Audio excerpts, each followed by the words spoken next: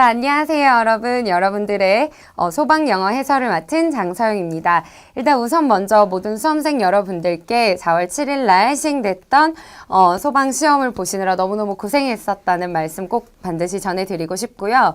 일단 아마 여러분들이 뭐 시험장에서 보는 체감 난이도는 아마 준비하셨던 것보다 월등히 높았을 거라고 생각이 들긴 하지만 이게 그냥 단순히 체감 난이도의 문제는 조금 아닌 것 같아요.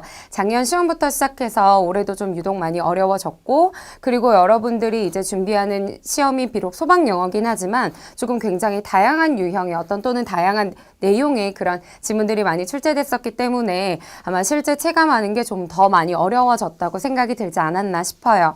그래서 여러분들이 일단 1년에 한 번밖에 없는 시험이고, 그래서 좀 더 또 이제 시험이 공개가 되지 않는 시험이다 보니까 과연 어떤 방향으로 해야 되는지 참 많이 갈피를 잡고 있지 못하는 것 같아서 여러분들의 그런 이제 길잡이가 좀 되고자 시험을 잘 복원을 했고, 그리고 이제 같이 해설을 조금 더 해보면서 앞으로 남은 시험을 또 어떻게 준비를 해야 될지 그 방향에 대해서, 난이도에 대해서 좀 더 얘기를 해보도록 할게요. 그래서 일단은 여러분들을 위해서 문제를 좀 복원을 했고요. 그리고 여러분들이랑 같이 하나씩 어느 정도의 난이도인지 또는 어떤 내용이 나오는지 같이 살펴보면서 해설을 나가도록 하겠습니다. 자, 일단은 저는 비책형을 여러분들을 위해서 좀 준비를 했고요. 같이 보시면 일단은 지문의 여러분 전체적인 내용에 관련해서 먼저 좀 말씀을 드리자면 일반적인 난이도가 조금 이제 고등학교 예전엔 같은 경우에는 고등학교 정도 수준이었다면 지금은 거의 대부분의 출처가 논문이나 아니면은 조금 더 이제 심화되어져 있는 어떤 그런 책 내용에서 좀 발췌한 내용들이 많아요. 그래서 여러분들이 기본적으로는 글을 읽는 능력도 물론 요하는 것도 있지만 지문 전체적으로 말하고자 하는 논점, 요지 이런 것들을 반드시 캐치를 해내셔서 문제풀이에 활용을 하셔야 될 것 같아요. 일단 여러분 지금 이 문제는 흐름 문제고요. 흐름 문제에서 가장 중요한 거는 글 전체적인 어떤 이제 통일성, 그리고 글의 어떤 이제 논리에 대해서 이제 좀 묻고자 하는 거예요. 이런 유형을 풀 때 이제 유형별로 조금 설명을 드리자면 일단 1번 번호 앞에 있는 이 문장 같은 경우는 일단 옳은 문장이에요. 그죠? 그래서 이 옳은 문장이기 때문에 이 부분에서 여기 부분에서 말하고자 하는 논점과 키워드를 잘 캐치하셔서 다음 문장하고 어떻게 연결되는지 보시는 게 굉장히 중요하거든요.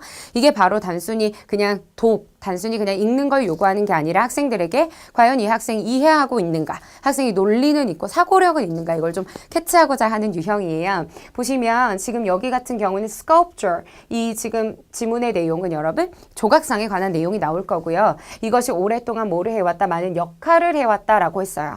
여러분도 혹시 이런 거 배웠는지 모르겠어요. 영어 지문의 같은 경우에는 역삼각형의 구조를 이루고 있어요. 이 역삼각형의 구조가 과연 무엇이냐면 자, 여기서 보여드리도록 할게요.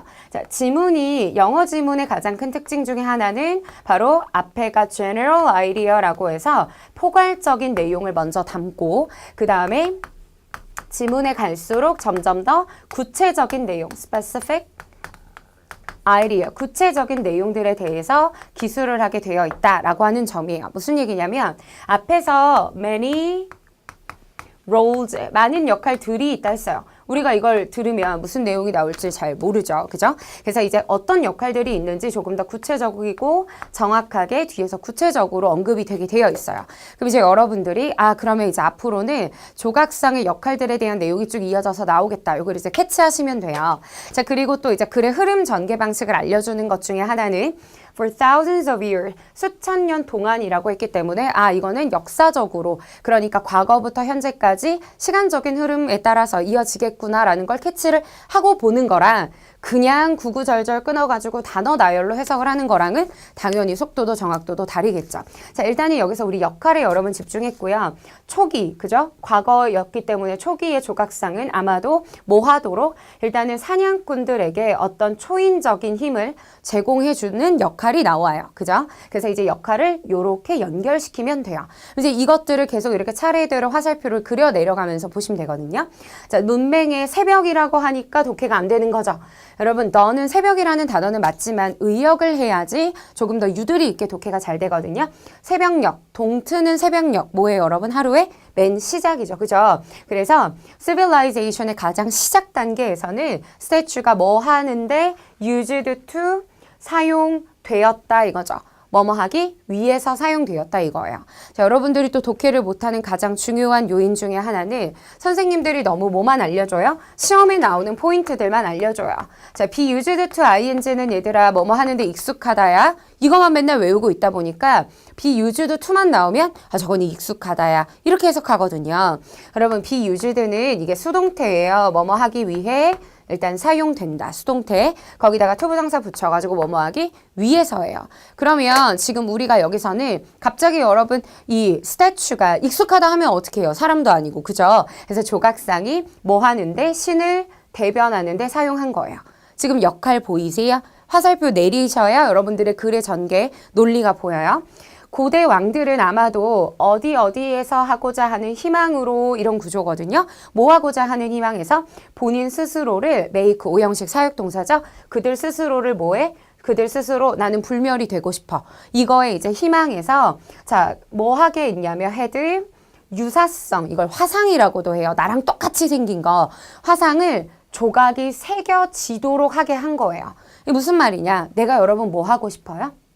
신이 되고 싶은 거야. 불멸이 되고 싶은 거예요. 그래서 왕이 이걸 이제 불멸의 어떤 것으로 이제 묘사를 하게 했고, 그리고 이에 따라서 여러분 어떤 조각상이 만들어지게 되냐면, 그래서 이제 초상화의 portrait sculpture, 초상화의 조각상이 was born, 이제 탄생하게 된 거죠. 지금 다시 한번 볼게요. 조각상이 역할이 많아요. 그 역할 중에 하나가 처음에는 이제 사냥꾼들에게 어떤 역할을 했는가. 그 다음에 이제 또 문맹의 단계에서 뭐 하기 위해 사용되었어요? 신을 대변하기. 그리고 또 이제 고대 왕들 같은 경우에는 자신들이 이제 불멸이 되고자 초상화에, 그죠? 초상화에 이 조각상이 만들어지게 됐다라고 하는 거죠. 자, 그러면 3번 보도록 할게요.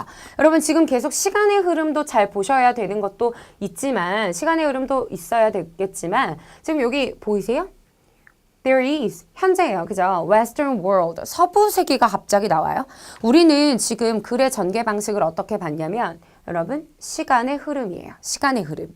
그래서 지금 보면 계속 어떤 단어 썼냐? earliest라던가, 아니면은, 뭐, 예를 들어, civilization이라던가, ancient, 시간의 흐름인데, 갑자기 장소가 뜬금없이 나오고 있어요. in, 서부 세계. 그죠? 이것도 좀 이상해요. 자, 그 다음에 현재 시제가 갑자기 튀어나와요. 우린 분명히 시간의 흐름인데, 유명한 포트레이트, 초상화가 있죠? 레오나르도 다빈치 제목이 뭐라고 하는 제목이에요? 모나리자라고 하는 제목이요. 좀 뭔가 이상한 것 같아요. 그죠? 자, 그리스인들은 만들었어요. 조각상을 만들었다. 뭐 하는 조각상이에요? 관계대명사죠? 묘사하는 조각상이에요. 완벽하게 형성되어진 인간을 여기 지금 보면 여러분 또 조각상의 얘기지, 여기는 뭐예요? 초상화의 얘기예요. 다시 이거는 그림에 관한 얘기고요. 우리가 지금 주된 키워드는 초상화, 그리고 시간의 흐름이 제일 중요하단 말이에요. 자, 그 다음에 4번 볼게요. 여러분 여기 시간의 흐름 나오는 거 보이시죠? 초기에 Christians, 크리스찬인들은요, decorate A with B죠.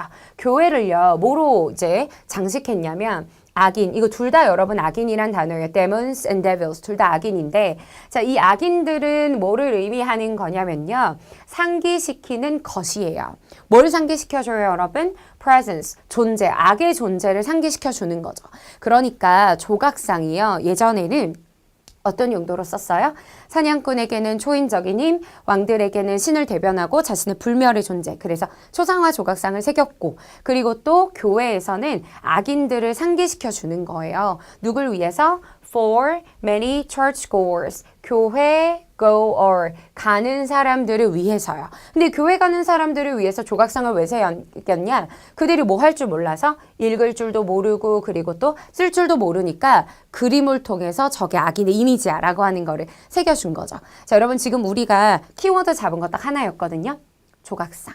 그죠? 그리고 역할, 시간의 흐름, 이것만 딱 캐치를 잘 하셨어도 갑자기 포트레이트만 나오죠. 물론 앞에서 포트레이트 나왔지만 주의하셔야 될 거는 포트레이트 스컬프처이라는 거. 자, 그러면 여러분 이런 유형은 이제 어떻게 대비해야 되냐? 지금 제가 본 것처럼 단순히 이거는 끊어읽기의 문제가 아니에요. 여러분들이 독해가 사실 단어만 많이 알면, 아니면 구조 분석을 잘하면 독해를 잘한다고 생각하는데, 진정한 독해는 사실 전체적인 글의 흐름을 읽을 줄 알아야 되고요. 이런 유형이 여러분들이 이제 고득점으로 가게 하는 아주 대표적인 변별력을 만들어주는 유형입니다. 그래서 이런 유형들 같은 경우에는 평소에 글을 읽으실 때 화자가 말하고자 하는 논점이 어떻게 전개되고 있는가, 키워드들이 각 문장마다 어떻게 흐름상 연결되고 있는가를 잘 반드시 캐치할 수 있도록 단순히 그냥 단어 나열만 하지 않도록 유의해서 문제풀이 해주셔야 되고요. 앞으로 수학 영어가 점점 더 어려워지고 있는 추세이기 때문에 이런 유형의 문제는 더 많이 나올 것이라 예상이 됩니다.